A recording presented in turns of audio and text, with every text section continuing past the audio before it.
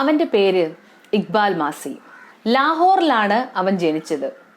5 വയസ്സായപ്പോൾ അച്ഛനും അമ്മയും ഇക്ബാലിനെ തങ്ങളുടെ വീടിനടുത്തുള്ള ഒരു കാർപ്പറ്റ് ഫാക്ടറിയിൽ ജോലിക്കായി അയച്ചു. അവരുടെ നാട്ടിൽ അത് വളരെ സാധാരണമായ ഒരു സംഭവമാണ്. കാരണം കൂടുതൽ പേരും പാവപ്പെട്ട ആളുകളാണ്.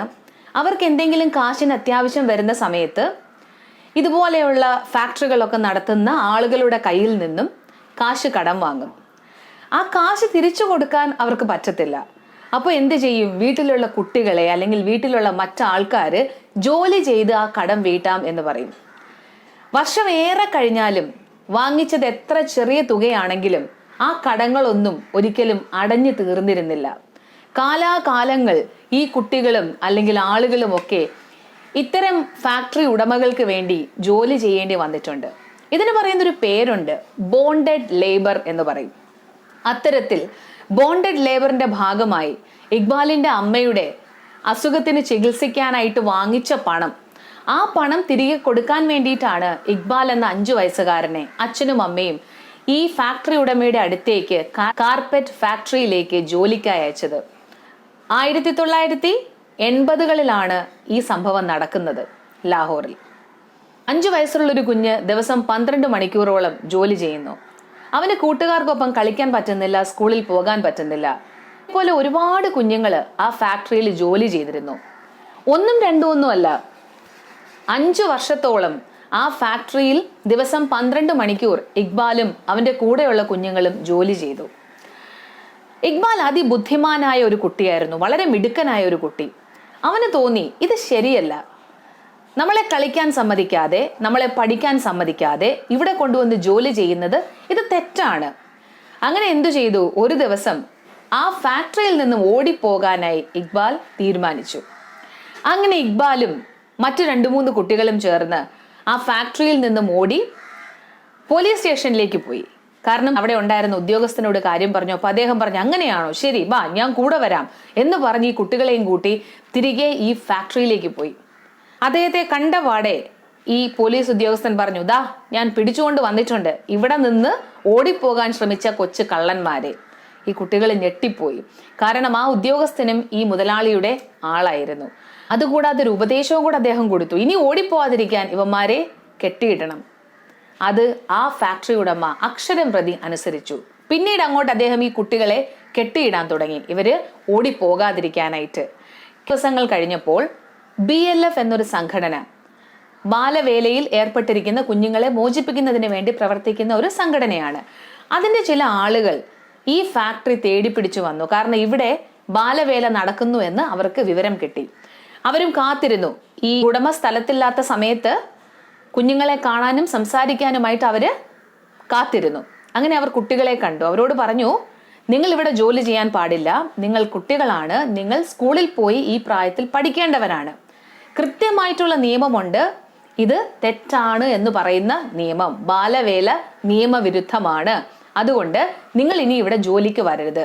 അപ്പൊ കുട്ടികൾ പറഞ്ഞു, ഞങ്ങൾ എങ്ങനെ വരാതിരിക്കും സാറേ, കാരണം ഞങ്ങൾ വന്നില്ലെങ്കിൽ ഞങ്ങളുടെ വീട്ടുകാർ തന്നെ പറയും നിങ്ങൾ ജോലിക്ക് പോകണം, കാരണം അവര് കടം തീർക്കാൻ വേണ്ടിയാണ് ഞങ്ങളെ ജോലിക്ക് വിടുന്നത്.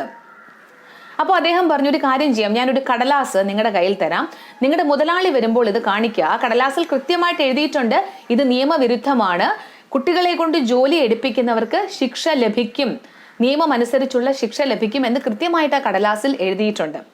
അപ്പൊ ഇക്ബാലിന് വലിയ ആവേശമായി. കാരണം മുതലാളി വരുമ്പോൾ ഇത് കാണിക്കണം, അദ്ദേഹത്തിന് പേടിയാവും, കാരണം ശിക്ഷ ലഭിക്കുമെന്ന് കണ്ടാൽ തങ്ങളെ വെറുതെ വിടാൻ അദ്ദേഹം തയ്യാറാവും. ഇതായിരുന്നു ആ കുഞ്ഞ് വിശ്വസിച്ചത്. അങ്ങനെ മുതലാളി വന്നപ്പോൾ ഇത് കൊടുത്തു. അദ്ദേഹം അത് ചുരുട്ടിക്കൂട്ടി കുപ്പയിലേക്ക് ഇട്ടു. വീണ്ടും കുട്ടികൾ ജോലി ചെയ്യേണ്ടി വന്നു. ദിവസങ്ങൾ കടന്നുപോയി. ഒരു ദിവസം രണ്ടും കൽപ്പിച്ച് ആ സ്ഥലത്ത് നിന്നും മുതലാളിയുടെ കണ്ണ് വെട്ടിച്ച് ഇക്ബാൽ ആ നാട്ടിൽ നിന്നും ഓടിപ്പോയി. എങ്ങനെയൊക്കെയോ വളരെ കഷ്ടപ്പെട്ട് BLFന്റെ ഓഫീസിൽ അവൻ എത്തി. അവരവനെ അവരുടെ സ്കൂളിൽ ചേർത്തു. വളരെ മിടുക്കനായിരുന്നു പഠിക്കാൻ, മിടുക്കനായിട്ട് അവൻ പഠിച്ചു. മാത്രവുമല്ല പല സ്ഥലങ്ങളിലും പോയി തനിക്ക് അനുഭവിക്കേണ്ടി വന്ന കഷ്ടപ്പാടിനെ കുറിച്ച്, തന്നെ പോലെ നിരവധി കുട്ടികൾ അനുഭവിച്ചു കൊണ്ടിരിക്കുന്ന പീഡനത്തെക്കുറിച്ച് അവൻ സംസാരിച്ചു. BLF Bonded Labour Liberation Front BLLF എന്ന സംഘടനയിലൂടെ കുട്ടികളുടെ മോചനത്തിന് വേണ്ടി പ്രവർത്തിക്കുന്ന ഒരു വലിയ ആക്ടിവിസ്റ്റായി കുറഞ്ഞ ദിവസങ്ങൾ കൊണ്ട് തന്നെ ഇക്ബാൽ മാറി. അവന്റെ നാട്ടിലും മറ്റനവധി നാടുകളിലും വിദേശ രാജ്യങ്ങളിലുമൊക്കെ പോയി അവൻ പ്രസംഗങ്ങൾ നടത്തി. തങ്ങളെപ്പോലുള്ള കുട്ടികൾ അനുഭവിക്കുന്ന കഷ്ടപ്പാടുകളെ കുറിച്ച് പറഞ്ഞു. അവന്റെ ശബ്ദം ലോകം മുഴുവൻ മുഴങ്ങിക്കേട്ടപ്പോൾ അത് പലർക്കും ഒരു ഭീഷണിയായി മാറി. അവന് 12 വയസ്സായപ്പോഴേക്കും ലോകമെമ്പാടും ബാലവേലയ്ക്കെതിരെ ശബ്ദമുയർത്തുന്ന വലിയൊരു പോരാളിയായി ആ കുട്ടി അറിയപ്പെട്ടു തുടങ്ങി. അവന്റെ ശബ്ദം പലർക്കും പേടിയായി തുടങ്ങി. പ്രതികാരം ചെയ്യാൻ വേണ്ടിയിട്ട് അവര് കാത്തിരുന്നു. ഒരു ദിവസം ക്രിസ്മസ് നേരം തൻ്റെ കസിൻസിനോടൊപ്പം ഒരു സൈക്കിളിൽ യാത്ര ചെയ്യുകയായിരുന്ന ഇക്ബാൽ മാസിക്ക് നേരെ അവനെ എതിർക്കുന്നവർ, അവന്റെ ശത്രുവായി കണ്ടവർ വെടിയുതിർത്തു. 12 വയസ്സിൽ ആ കുഞ്ഞിന്റെ ജീവിതം അവസാനിച്ചു. താൻ വളരുമ്പോൾ വലിയൊരു വക്കീലാവണം, കുഞ്ഞുങ്ങളുടെ അവകാശങ്ങൾക്ക് വേണ്ടി പ്രവർത്തിക്കണം, ഇതായിരുന്നു ഇക്ബാലിന്റെ ഏറ്റവും വലിയ ആഗ്രഹം. ഒരുപക്ഷെ ഇപ്പോൾ ഉണ്ടായിരുന്നെങ്കിൽ 40 വയസ്സിനടുപ്പിച്ച് പ്രായമുണ്ടാവുമായിരുന്നു ഇക്ബാൽ മാസിക്ക്.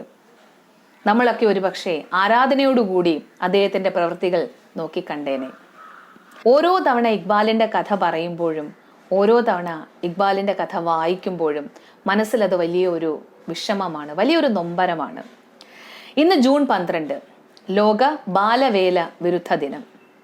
നമ്മുടെ കണ്ണെത്തും ദൂരത്തൊന്നും ഇതുപോലെ കഷ്ടപ്പെടുന്ന കുട്ടികൾ അധികം കാണാറില്ല, അല്ലേ?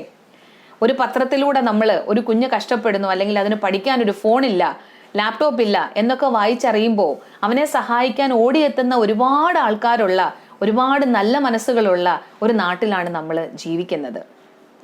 പക്ഷേ അങ്ങനെ സഹായങ്ങൾ കിട്ടാത്ത ഒരുപാട് കുട്ടികൾ ഉണ്ട് എന്നും നമ്മൾ മനസ്സിലാക്കണം. അത് ഓർമ്മിപ്പിക്കാൻ വേണ്ടിയിട്ടാണ് ഇന്നത്തെ ഈ ദിവസം. യുനിസെഫിന്റെ കണക്കനുസരിച്ച് 152 മില്യൺ കുട്ടികളാണ് ലോകമെമ്പാടും പല സ്ഥലങ്ങളിലായിട്ട് ബാലവേലയിൽ ഇപ്പോഴും ഏർപ്പെട്ടുകൊണ്ടിരിക്കുന്നത്. നമ്മുടെ ഇന്ത്യയിൽ മാത്രമുണ്ട് 10.1 മില്യൺ കുട്ടികൾ ബാലവേല ചെയ്യുന്നവർ. കുറച്ചു മാസങ്ങൾക്ക് മുമ്പ് വന്ന ഒരു റിപ്പോർട്ടായിരുന്നു ജാർഖണ്ഡിൽ ഇപ്പൊ എന്താണ് സംഭവിക്കുന്നത് എന്നുള്ള ഒരു കാര്യം. മൈക്ക ഇൻഡസ്ട്രി എല്ലാവരും കേട്ടിട്ടുള്ള ഒന്നാണ്. ഈ മൈക്ക എന്ന് പറയുന്ന പദാർത്ഥം, ആ സബ്സ്റ്റൻസ് നമ്മുടെ കോസ്മെറ്റിക്സിലൊക്കെ ഒരുപാട് ഉപയോഗിക്കുന്നതാണ്. കാരണം ചർമ്മത്തിന് തിളക്കം കൂട്ടും, അല്ലെങ്കിൽ നിങ്ങൾക്ക് ആ ഒരു ഷിമ്മറിങ് ഇഫക്റ്റ്, ഒരു ഗ്ലോ കിട്ടും എന്നൊക്കെ പറഞ്ഞ് മാർക്കറ്റിലേക്ക് വരുന്ന പ്രോഡക്റ്റുകളിലൊക്കെ തന്നെ മൈക്കയുടെ അംശം അടങ്ങിയിട്ടുണ്ട്. അതുപോലെ ഓട്ടോമൊബൈൽ ഇൻഡസ്ട്രിയിലും ഒരുപാട് മൈക്ക ഉപയോഗിക്കുകയും ചെയ്യുന്നുണ്ട്. അപ്പോൾ ഈ മൈക്ക ഖനനം ചെയ്യുന്ന മൈക്ക മൈൻസ് നമ്മുടെ രാജ്യത്ത് ഏറ്റവും കൂടുതലുള്ള ഒരു സ്ഥലം എന്ന് പറയുന്നത് ജാർഖണ്ഡാണ്. അപ്പോൾ അത് ഇല്ലീഗലാണ്, അവിടെ അത് ചെയ്യാൻ പാടില്ല. പ്രത്യേകിച്ചും ഒരുപാട് കുട്ടികൾ ഈ ജോലിയിൽ ഏർപ്പെടുന്നു എന്ന് അധികാരികൾക്ക് വിവരം കിട്ടിയപ്പോൾ അവരത് നിർത്തലാക്കാൻ വേണ്ട നടപടികളൊക്കെ എടുത്തെങ്കിലും ഇല്ലീഗലായിട്ട് അവിടെ ഈ സംഭവം നടക്കുന്നുണ്ട്.